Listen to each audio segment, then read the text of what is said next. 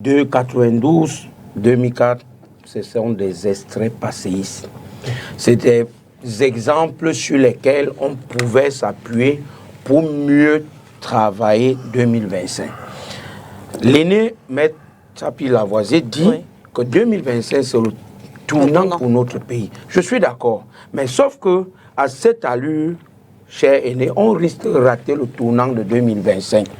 Pourquoi? Parce que vous, les dévanciers, vous êtes murés dans un ego qui n'a pas de nom. Vous êtes derrière des calculs politiciens. Et je vais vous démontrer pourquoi. Et comprenez, quand vous dites 92, on n'a pas eu besoin de s'asseoir pour désigner M. Foundi candidat, je dis, qui vous dit que ça ne fait pas partie des échecs de 92? Parce que quoi? Parce qu'on ne s'assoit pas pour une coalition juste pour s'asseoir. Il y a les retombées après. Comme on s'assoit, c'est vous notre candidat.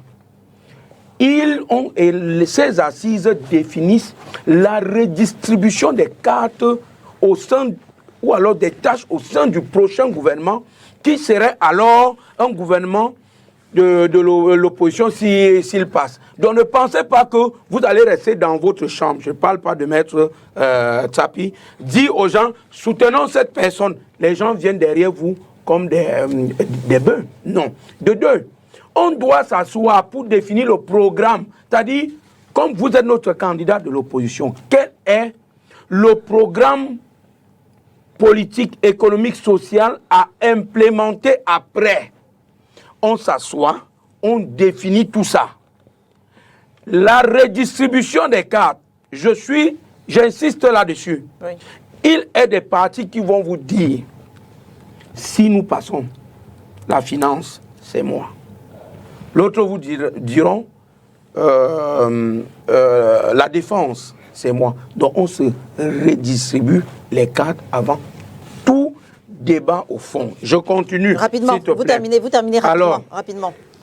Lorsque Maître Tchapi dit, il y a un élément sur lequel on peut se baser, les résultats de la présidentielle 2018, je dis faisons attention, la politique, c'est quelque chose de dynamique.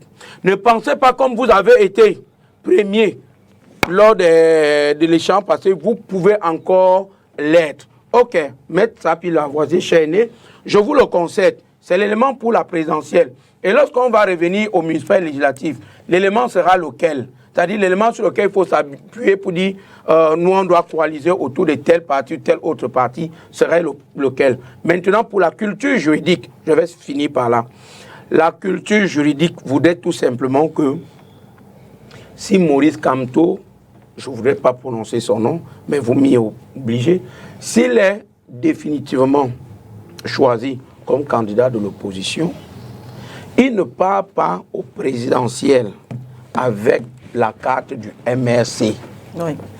Donc c'est possible, puisqu'on pourrait, je suis au conditionnel, proroger le mandat des députés pour passer d'abord à la présidentielle. Question de l'éliminer, il pourra être investi par un autre parti qui est dans la coalition. C'est simple et ça passe. Mais il devrait, ça c'est juridique, démissionner de son parti pour n'appartenir désormais qu'au parti qu'il investit pour la présidentielle. Et ce débat, je le dis, autour de la personne de Maurice Kamto, n'avance pas l'opposition. Pourquoi? Si on s'assoit et on définit les critères, qui vous dit que Maurice Kamto ne sera pas élu?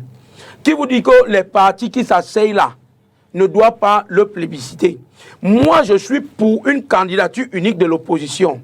Je ne veux pas faire une fixation sur X ou Y. Je suis contre la démarche que les aînés veulent emprunter. C'est tout mon problème là-bas. Je tiens juste à préciser, que si on se réfère au calendrier électoral normal, l'élection législative et municipale devrait se tenir avant la présidentielle, c'est-à-dire en février, et la présidentielle, ce sera en octobre. Donc, si on se réfère au calendrier électoral. Voilà. Si on se réfère au calendrier, le décret annonçant doit tomber au plus tard en octobre. Je crois le 20 ou le 21 octobre. En une minute. Nous avons ça. Sauf qu'au Cameroun, il y a un grand Manitou qui est capable de tout, de tout déprogrammer. Il est inadmissible, inconcevable que l'on dise allons à une élection en disant de prime abord, sans aucune consultation de qui que ce soit. Vous dites allons aux élections présidentielles en soutenant telle personne.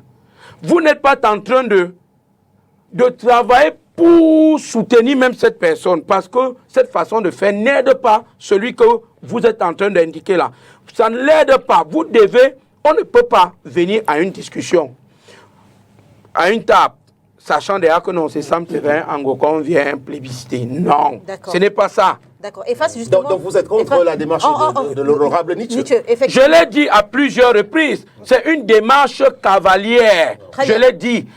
On doit s'asseoir. Je dis, eux les leaders, ils ont fait comment pour arriver à un projet de modification du code électoral? Ils se sont assis. Chaque parti est venu avec ses éléments à modifier. Ils ont pris, ils ont fait un seul texte qu'ils ont proposé au gouvernement. Il est inadmissible qu'on dise, bon voilà, allons au syndicat des journalistes où on va voter un candidat uni. On ne veut pas les listes plurielles, on ne veut pas les challenges. Quelqu'un vient dire que non, soutenons Sam Séverin. Non, ce n'est pas comme ça. C'est pas comme ça. On jette les critères. Et puis ça, c'est infantiliser les autres responsables, les autres leaders politiques. Nous sommes tous, moi je voulais lancer un mouvement. Celui de dire, si vous ne voulez pas une candidature unique, laissez le RDPC là-bas. Ça en est de trop avec les opposants. Vous avez choisi Salomon Djamène à Douala 2. Pardon? Monsieur Salomon Djamène, comment vous avez... C'est le parti. Nous décidons dans la coalition qu'au municipal, nous partons aux couleurs du SDF. Au législatif, nous partons aux couleurs de l'ANDP. Et le SDF, on dit 1 sur la liste, c'est le SDF. La coalition 2, l'UDC. Oui, je vous dis que ça se passe. Est-ce que la coalition veut toujours dire que c'est gagné? C'est justement pourquoi je voudrais également dire, comme on dit coalition, la coalition n'est pas sine qua non qu'on va taper Bia, monsieur Bia. Il faut qu'on se comprenne. Vous pouvez faire une coalition candidature unique, on vous frappe. Pourquoi? Justement parce qu'il faut revenir à la base, le système électoral.